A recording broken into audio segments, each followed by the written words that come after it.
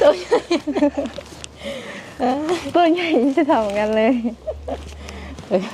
กันเอายืนอยู่เม็ดบ่เห็นน้องคำนางหมักแห้งกอดมึงดูกอดทุ่มบ่อุ่นมาก่อนนะน่าจะรับ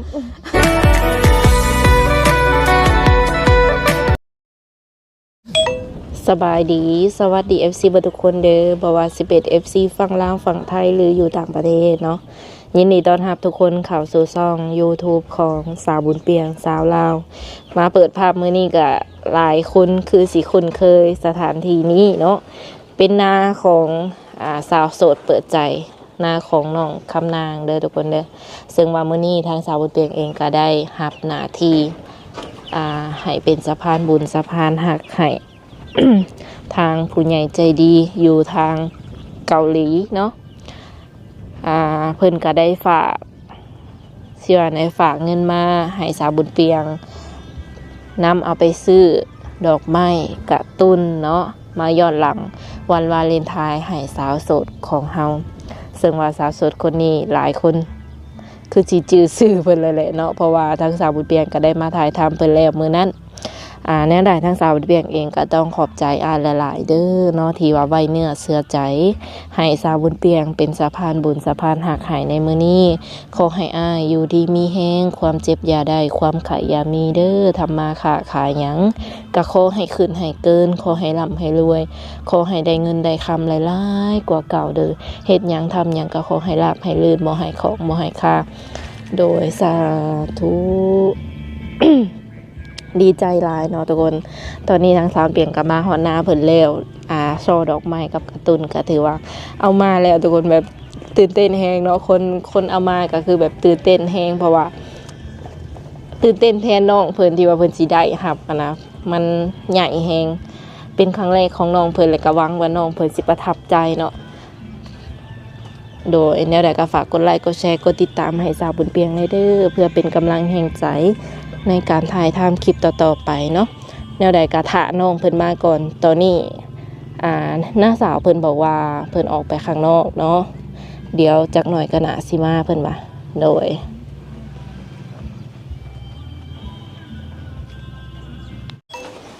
สบายดีโดยสบายดีน้อง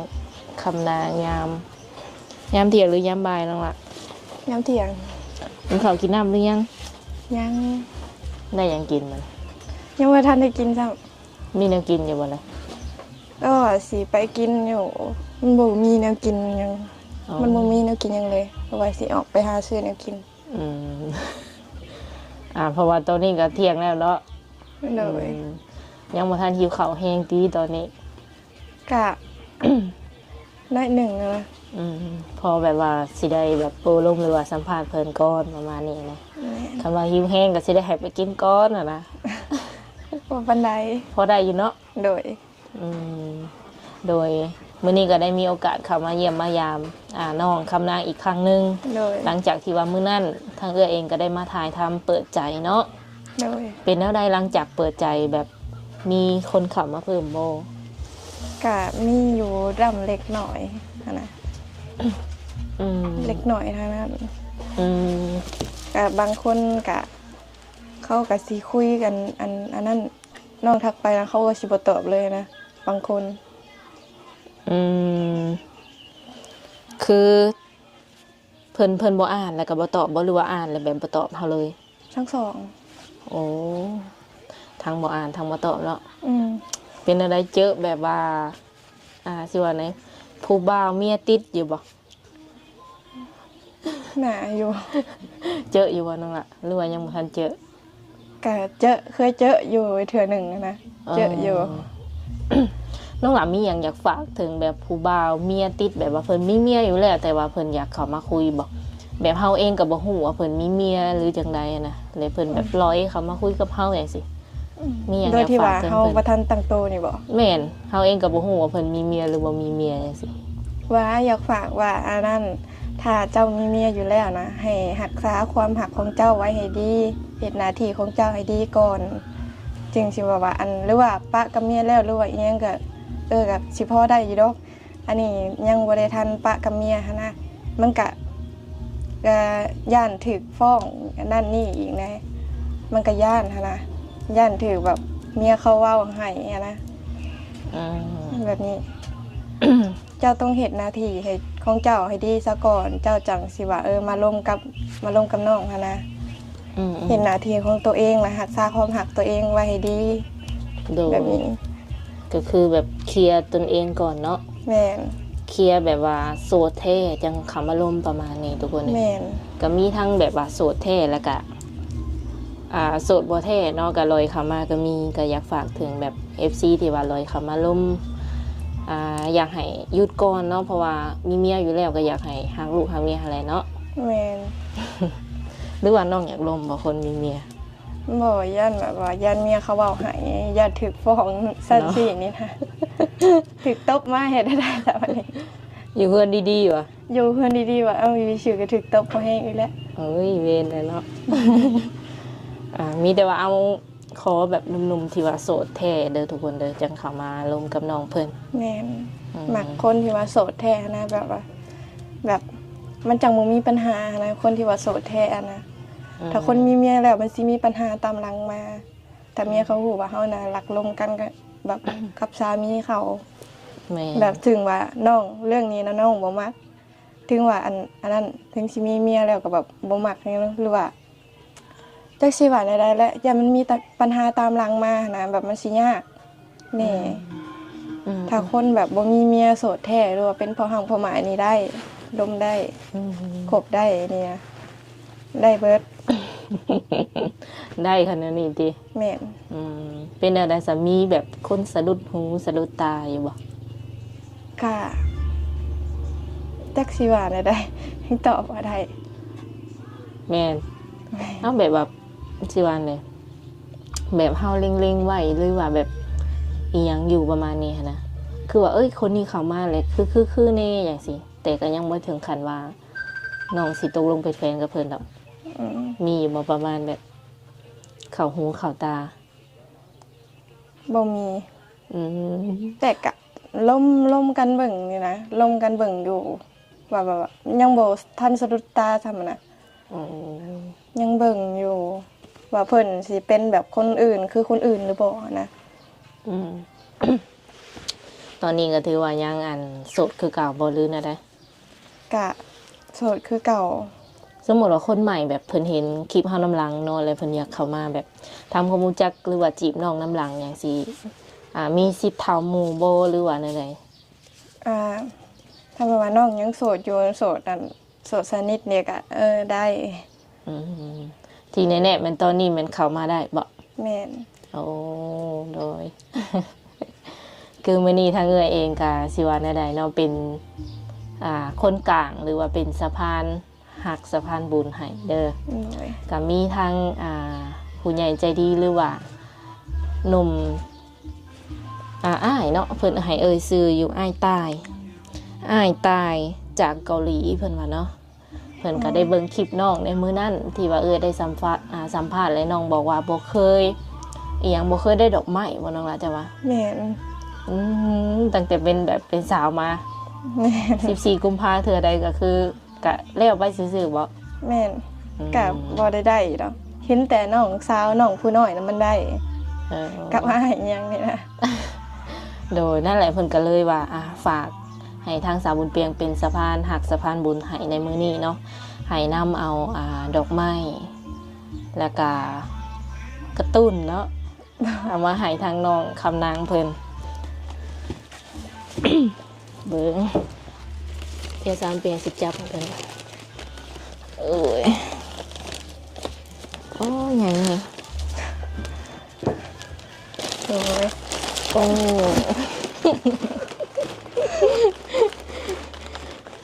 ใหญ่เฮงเลยเดี๋ยวลองอุ้มมันก่อนอุ้มหุ่มป่ะดูว่าใหญ่กว่าตัวเดินงามเฮงอะไรพูดได้จังได้บ่หมักดอกไม้แบบนี้งามเฮงอันนี้อีกตัวใหญ่ ตัวใหญ่จะทำกันเลย กันเอายืนอยู่เม็ดบ่เห็นน้องคำนางเนาะคือกระตุนบังประมาณนี้ แม่น เดี๋ยวตั้งอยู่ก่อนค่ะตัว ไว้หนังข้าง ใหญ่ใหญ่ใหญ่ ๆหนังข้างๆนี้เด้อ นั่นก็ขังยืนตัวเป็นอะไรความรู้สึก ดีใจแฮงแบบว่าอันน้องก็เป็นคนหมักตุ๊กตาอยู่แล้วอะนะแบบหมักตุ๊กตาใหญ่ๆนุ่มๆแล้วก็ดอกไม้แบบพวกสีชมพูสีม่วงอหย่างนี้นะสีขาวหมักแบบนี้แหละ ดีใจสุดๆเลยนี่นะ ตัวดีใจน้ำน้องเพิ่นคือกันเนาะทุกคนอันนี้หายามกลางคืนนี่เปิดไฟก็ได้เด้นี่อันนี้ นี่แหละ กลางคืนก็คือแห่งสีงามเนาะ แม่น ปลาสองอันนี้มักตัวใดที่สุด ทั้งสองเลย ถึกใจแสดงว่า แม่นถึกใจ ครั้งแรกก็ได้แบบใหญ่ไปเลยเนาะ ก็รู้สึกครั้งแรกที่ว่า ได้ดอกไม้แล้วก็ได้การ์ตูนคิดอยู่ว่าแบบเฮาแบบลงคลิปไปเปิดคลิปไปสิมีคนให้อีบ่จังซี่นะคิดอยู่บ่หรือว่าบ่ได้คาดหวัง แบบคิดอยู่ว่าสิมีคนให้หรือว่าสิมีคนแบบฝากมาให้หรือบ่นะยังคิดอยู่นะ โอ้ ยังมีคิดอยู่ แต่ก็บ่ได้แบบคาดหวังบ่ว่าสิได้บ่ได้จังซี่นะ ก็คาดหวังอยู่ คาดหวังอยู่บ่คิดว่าสิได้อะลีหั้นนะ สุขสันต์วันวาเลนไทน์ย้อนหลังเดินน้องหล่ะเด้อ เลยขอบใจหลาย เอาให้ทั้งน้องแบบขอบใจอ้ายเพิ่นโดยตรงก่อนเนาะอ้ายตายจากเกาหลี ๆอ๋อ ลืมยังมีอีกเนาะยังมีแบ่งอีก ยังบ่หมดบ่นี่ ยังเลยก็ลืม สองอย่างแล้วได้นี่นะ 2 อย่างยังมีอย่างที่3อีกเนาะก็มีแบ่งให้เพิ่นประมาณนี้ เลย 2,000 บาทเนาะทุกคนอัน เล นี้ ยขอบใจเด้อไอ้ตายเจ้าชื่อว่าบ่ออกเลยนี่นะดีใจเฮงเลยน้ำตาจนอยากไหล ขอบใจหลายๆเด้อร่ำรวยเฮงๆอยู่มีกินมีสุขเด้อว่าบ่ออกเลยนี่นะปกติสิเว้าได้ ตื่นเต้นบ่ ไม่เห็น แล้วน้องเพิ่นสิจะสั่นเนาะ ไม่เห็น อ้าย สั่น ตาย เลย อ้ายตายจากเกาหลี ตอนนี้นะเสียงสั่นเลยนี่น้ำตาอยากไหล กอดเบิ่งลูกกระตุนกอดเบิ่งลูกกระตุนว่ามาหันก็ได้จ้ะ ได้บ่ นี่ได้บ่นี่ใส่ดอกก็ได้ ปะอันนี้แหละมากเฮง กอดเบิ่งลูกกอดหุ่มบ่ อุ่นเมื่อก่อนนั้นน่ะจะรับ ขอบใจอ้ายตายหลายๆได้ที่มอบอันดอกไม้แล้วก็ตุ๊กตาให้น้องแล้วก็มอบกับเงิน 2,000 ขอบใจหลายๆเด้อสำหรับเงินและของขวัญวันวาเลนไทน์เด้อ วันวาเลนไทน์ย้อนหลังเนาะ ดีใจนำดีใจหลาย ตื่น เาะที่ ตัน ว่า แฮงอะไร เออ ครั้งแรกเลยที่ได้ใหญ่วันนี้เนี่ย เคยเห็นอยู่บ่แบบหมู่ครูได้ใหญ่ว่าสิ อ่า ดูว่าน้องคนแรก เคยเห็นแต่หมูขู่ได้นะบ่คิดว่าน้องสิได้คือหมู โอ้ สิได้ใหญ่กว่าเขาอีก เออก็คือน้องนี่แม่นได้เกือบว่าใหญ่กว่าเขานะเนาะ แม่น อืม อันนั้นหมู่น้องแต่ละคนน่ะ เขามีแต่ได้โศกเงินเท่านั้นล่ะใบ10ใบ20เอานี่นะ อืม บางทีก็ใบ100แน่2-3ใบนี่นะ โดยเพิ่นการระ บ่ บุ คิดว่าสิได้ใหญ่กว่าเขาอะนะดีใจแฮงเลย เด้อ ป้าได้ปุ้งมาเลย ไม่ จะ ปุ๊บ คนมาแต่ใช้ปุ้งขักอะไร เพิ่นการระบุมาประมาณแบบว่าอยากได้ซอดอกไม้ให้น้องกับการ์ตูนเนาะ โดย แล้วก็ส่วนเงินที่เหลือก็เอาไว้ให้น้องใส่น้องจ่ายประมาณนี้ โดย อืม ขอบใจละลายๆเด้อ อยากคุยกับแบบอ้ายเพิ่นอยู่บ่ ถ้าแบบว่าเพิ่นมอบถึงสิ่งดีๆให้แบบว่าอยากคุยแฮงอยากเห็นหน้าเพิ่นตอนนี้นะอยากเห็นหน้าเพิ่น อืมได้เดี๋ยวทางเอื้อยสิได้ทำการสิว่าได้ แอดเฟซแอดไลน์ยังให้เพิ่นเนาะเพื่อที่จะได้แบบว่าคุยกันกับอ้ายเพิ่นหรือว่าขอบใจเพิ่นตื่มหลังไมค์ แม่น คนมาหูจักกันแต่แบบเพิ่นก็มอบแบบสิว่าเลยเข้ามาทำอิฐก็คือแบบว่าสร้างความประทับใจให้น้องเลยเนาะ แม่นแบบว่าสร้างความประทับใจและมอบสิ่งดีๆให้น้องหั้นนะแบบน้องหมักเลยหมักแห้งแบบนี้ ถ้าสิเอาตุ๊กตาใหญ่กว่านี้นะน่าจะบ่เห็นน้องแล้ว แต่นี่ก็ยังกันค่าจะเพิ่นสูงเนาะคันยืนก็ค่าจะเพิ่นสูงอะนะ ถ้าเตี้ยก็บ่เห็นเลยอันนี้นะ ไอ้ย่อขึ้นเลยย่อขึ้นลงเนาะกระตุ้นมันก็สูงได้เนาะ อู้ อู้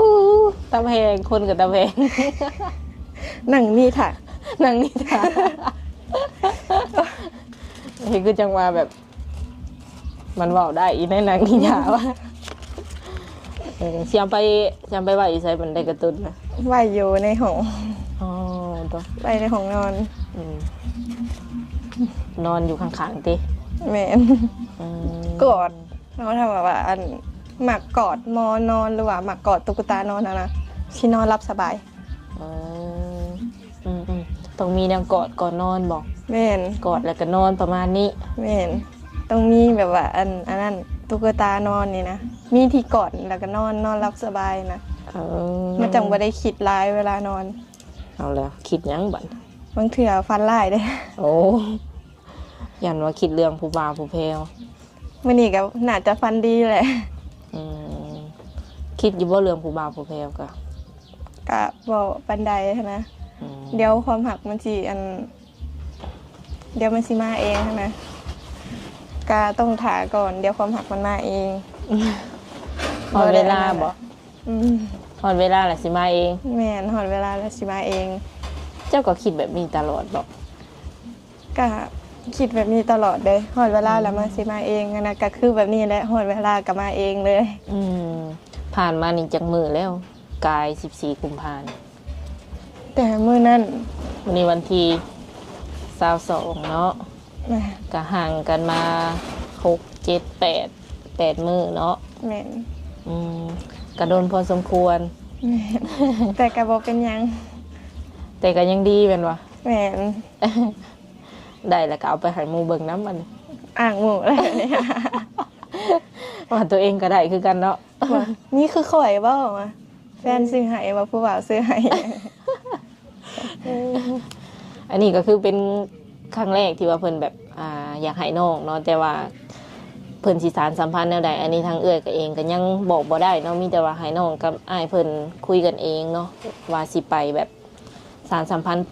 กันไปในทางทิศใดเป็นอ้ายเป็นน้องหรือว่าเป็นแฟนอหย่างนี้แล้วแต่น้องกับอ้ายเพิ่นเนาะมอบให้น้องกับอ้ายเพิ่นเด้อ โดย อืม